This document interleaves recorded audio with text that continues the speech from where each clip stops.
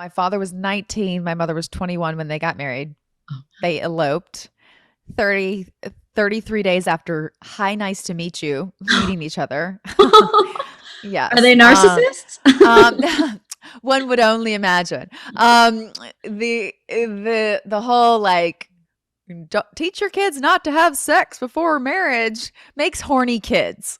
That's all it Oh, does. shit. Sorry, not sorry. But so, my parents wanted to get laid. That's my take on it. 9 months later, my older sister was born. 2 years and 2 months later, I was born. 15 months later, my little sister was born.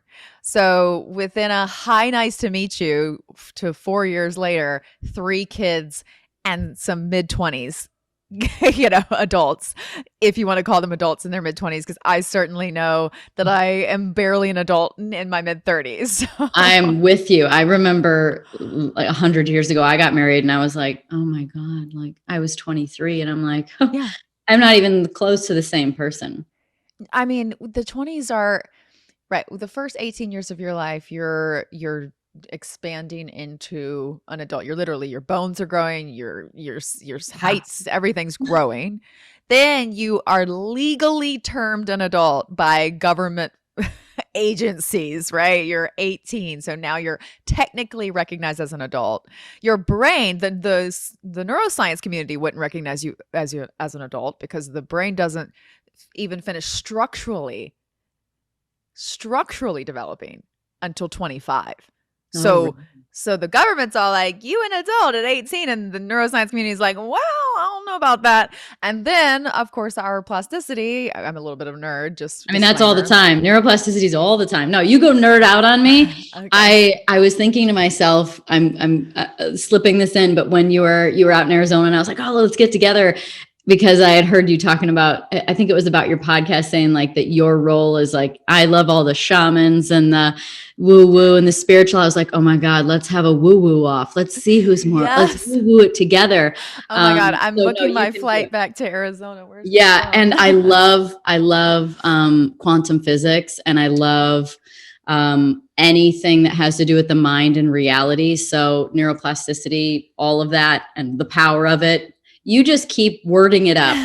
Okay, well, I'll admit I was 2 minutes late logging on here because I had lost track of time listening to Joe Dispenza on his live he does this live expo with Gaia, the Oh, streaming network. oh, that's cool. I just finally Yeah. signed up for Gaia. Joe's great. I've interviewed him too. He's Oh, he's oh really my great. God, you've interviewed him? Oh yeah, yeah. I've interviewed him. I've done a couple. I did his week-long Stop. retreat. I did a one day in Santa Barbara last fall with him, and like 18 people.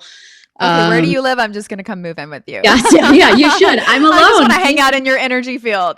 It's the whole Zen area. Trust me. Trust me. Okay. Okay. We're good. Okay, We're already best friends, but let's keep we're going. having I don't know what they call a girl crush. We're having girl crush moments Yes. right now. But yeah, so that I'm a nerd. I love Joe Dispenza. I love quantum physics. All of these things started to come to me in my healing journey. But that started at age 25 for me. And at this point, I had this crazy life moment. So the segments of my life continuing. There was the New York point. At 18, I moved to Los Angeles as a technical adult.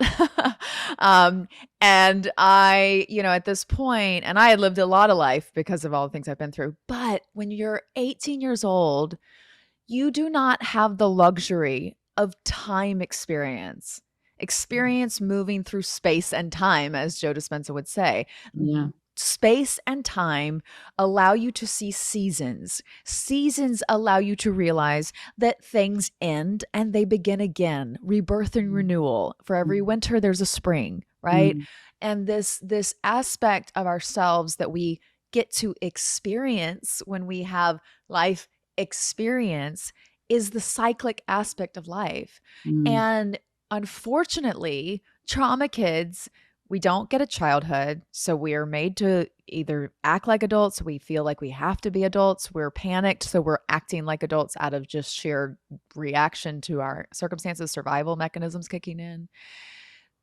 We feel older than we are. And yet we haven't seen the cyclic experiences of life where things live, die, and repeat, right? Yeah, and the So patterns. the patterns, yeah. So that whole experience for me was I taken this, the Kool-Aid that was put in my sippy cup and I drank all that shit and then I like started filling up my own bottles with it. And I really, really thought that whole arrival theory fallacy, I really thought in this unthought known, where it wasn't something I consciously thought of, but I had the sense because of everything that was ingrained in me from society, culture, and all of the above, that once I became an actress, you couldn't fucking not see me anymore. Right? One side, dot, dot, dot.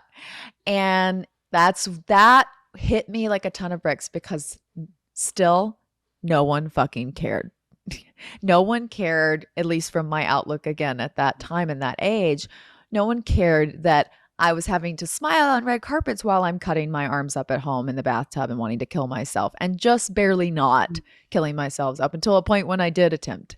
And that made me feel so much more invisible because now I was being told, "You did it. You're a success. Oh my God, you made it." And it was like, "Oh, wow, this actually never I'm never going to be okay. Like, Yeah. I got the thing that was supposed to make it okay.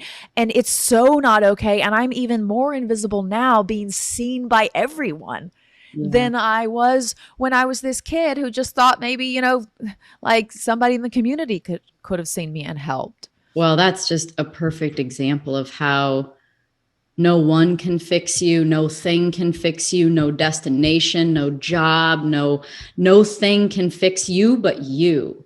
Yeah. And so to mirror, like to show you, people did see you. I saw you. I mean, shit, girl, I love Fired Up. Okay. I heard you talking about that you were the mean girl cheerleader, but it was actually the other way around, which is very interesting.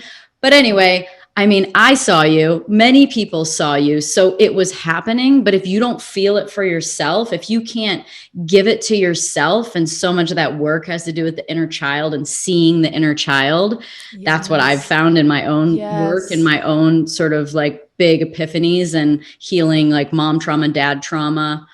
Is that it wasn't until I started seeing myself and taking care of my inner child and taking care of that original wound spot, right? Mm-hmm. About like going back in time to that little girl and what happened that made her the way she was or him the way he was. And it's like taking care of that kid. It's not something, it's not a destination. Yeah. It's an inside job, and it's, it's an inside job. It's exactly all an inside job. So how the hell did you get to the inside? Like, what was it that helped you realize that, no destination was going to get you there? No job, no TV show, no movie, nothing.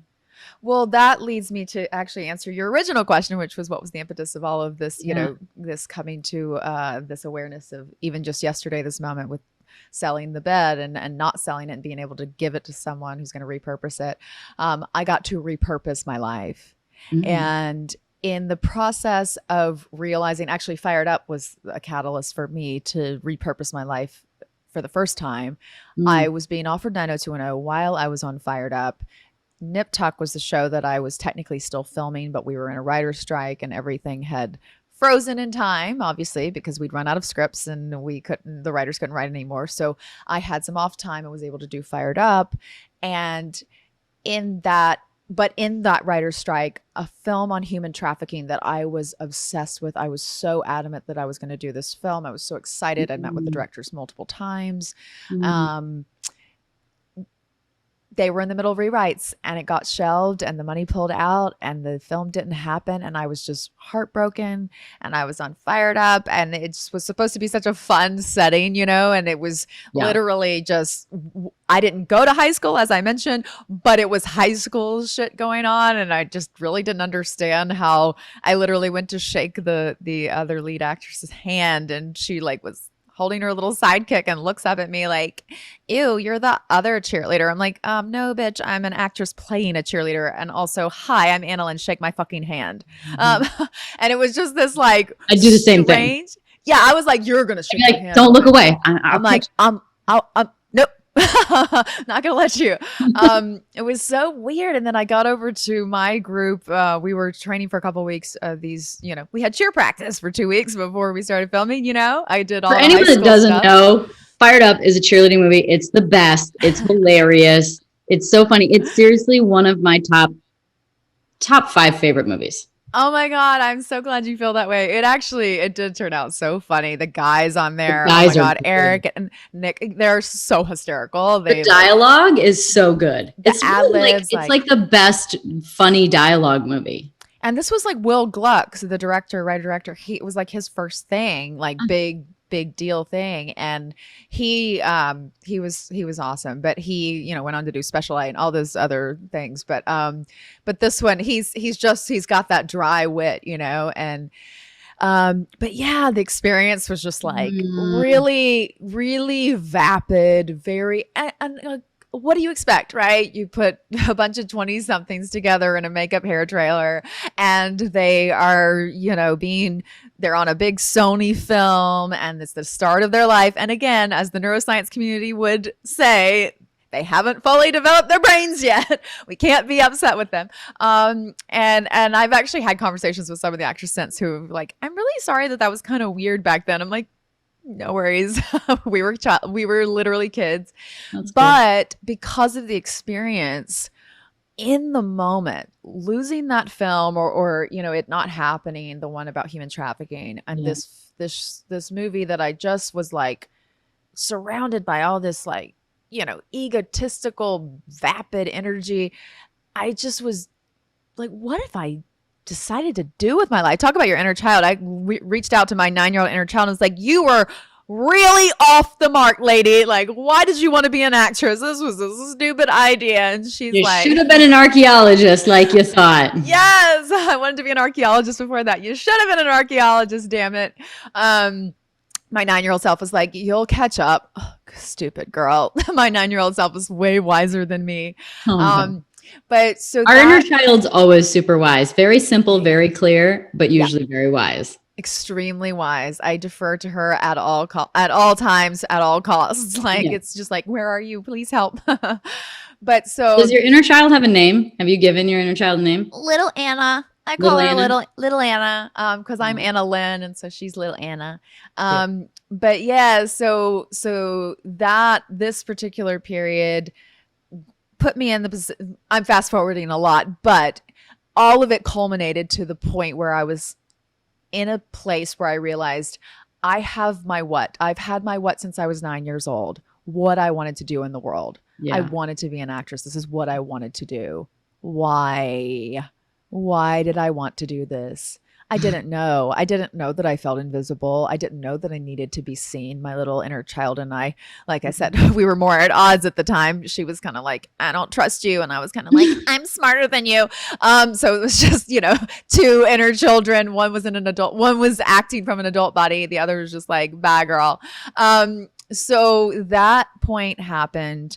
Then my very good friend, who's my first acting partner in New York, Jessica Menhas, who's the founder and CEO of I'll Go First, which is an incredible platform for trauma survivors and individuals who have gone through really horrific things to come and tell their story and go first. Because she and I realized in the work that we do, taking shame out of the room was a big part of what we had to do. And it required us to go first, because shame just, it's an illusion, right? It literally, it's like a dark room. You turn on the light. One person turns on the switch and everybody can see. Mm, And so mm. one person turns on that light and shame just evaporates like the darkness in a room with a light on.